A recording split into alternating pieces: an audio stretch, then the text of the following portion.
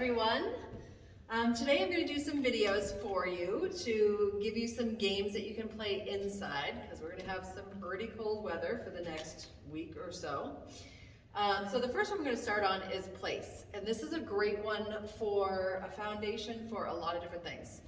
So it's great for having a dog that's anxious and he's always on top of you. This is a good way to start building confidence and allowing him to find a spot somewhere other than on top of you to get comfortable and feel safe. This is great for when you have people coming over and you want to have a dog that can allow people into the house without jumping all over them. And it's also good for just having a spot where your dog can go and settle in various times during the day and for various reasons.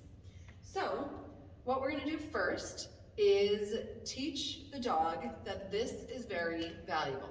And we do that simply by when the dog comes in and starts interacting with whatever you have, whether it's a towel or a mat or a cot like I've got. When your dog comes and stands on it, sits on it, lays on it, anything like that, you're going to start rewarding the mat. And if your dog has never done this before, they may only come up and sniff it. That's okay. You can start there and start rewarding, and then as they start to put more of their body on it, then you can kind of wait for the next step. So if your dog comes up and only sniffs it at first, you can reward that the first time. Then the second time they might sniff it and you might wait until they put one paw on it, even if it's accidentally, reward that. And you can slowly build as they start to put more and more of themselves on the mat. Once they have figured out that this mat is valuable and they get rewards on it when they're here, then you can start teaching the value of them coming back to it. And you do this by simply rolling a treat away, letting your dog go and get it, and then when they come back to it, you start rewarding on the mat again. And then you can roll the treat away again. And you'll start to see that as they figure this game out, they start flying back really, really fast. So that is the next step to the place game.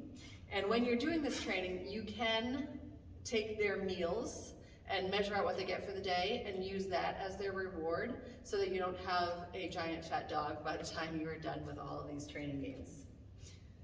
So as my dog starts to learn the value of this, then I can start adding a sending cue, I can start adding duration so that they stay on their spot longer, and I can start adding distance so that they stay on their spot when I move away. So you do each one separately. So the first one I'm going to do is distance, and you start that by simply taking a half step back, coming right back in, and rewarding. And you can see as I moved, Lily wanted to follow me. So I'm going to stay at that spot where I just take the half step back and then come in and reward until her body does not follow me. If I move and she moves, she's not ready for me to go any further away. Reward that. Take the half step, come right back in. Take the half step, come right back in. Reward the mat. I'm going to wait until she sits because she does know this a little bit. We just haven't done this in a long time. So she is following the food. And if I know my dog knows this, I may just start working on doing the behavior until it stops being something she wants to follow. And I'll reward when she chooses to stay in the spot. So she's going to try a whole bunch of different things.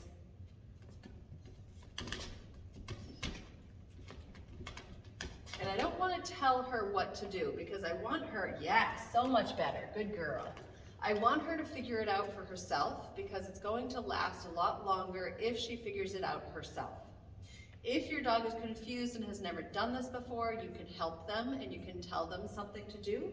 But if you have a dog who knows it and just hasn't practiced it in a while, you can wait until they give you the behavior, yes, that you're looking for. That's it, good. Now at this point that she's not following me, this is when I could add a little bit more. And when I add a little bit more, I'm going to add it very small. So I'm going to take a half step and then another step. Come right back in, reward. Take a half step, and she moved. So I come right back. She moved, I come right back. Come right back.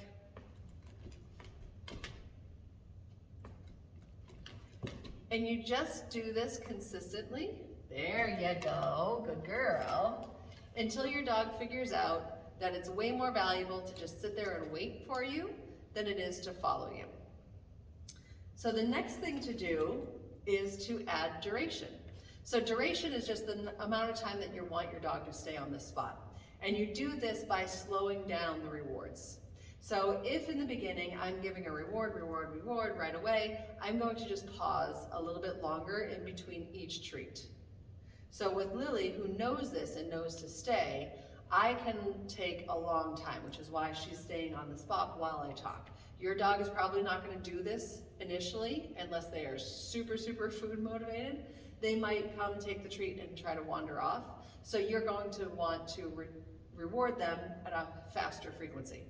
But if your dog is pretty good at staying, then you can wait a little bit longer in between treats before you reward, so that you're building up the amount of time that they stay on this spot without requiring anything from you to tell them that they should stay there.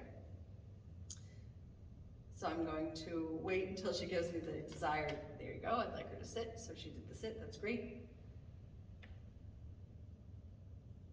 And now I can reward.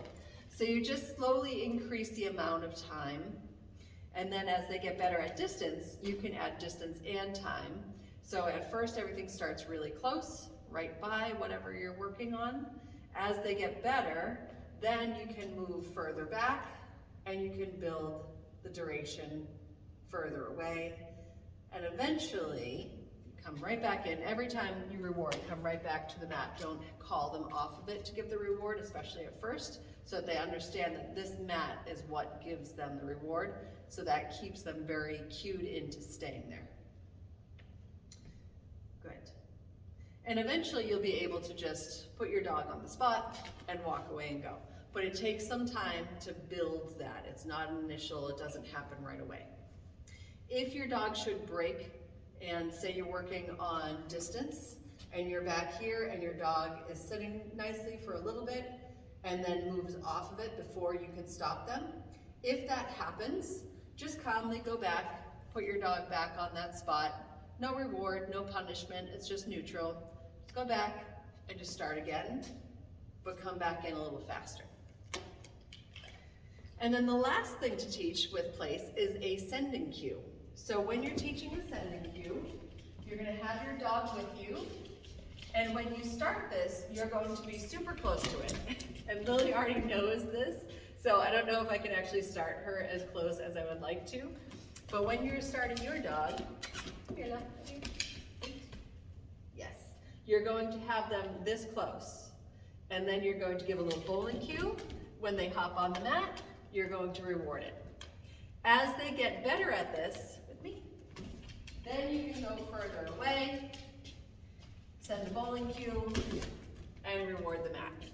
So as you're building this, you start with them right next to the mat, then you might start one step back from the mat, then maybe another step back. So you build it again very slowly and very consistently so that each step your dog already knows the answer, so they can get it correct and they can find out how much fun it is to do it, because they aren't getting anything wrong, they're just running, they're playing with you, they're engaging with you, and they're getting rewards for going to do this thing that's really something easy for them because they understand what you want.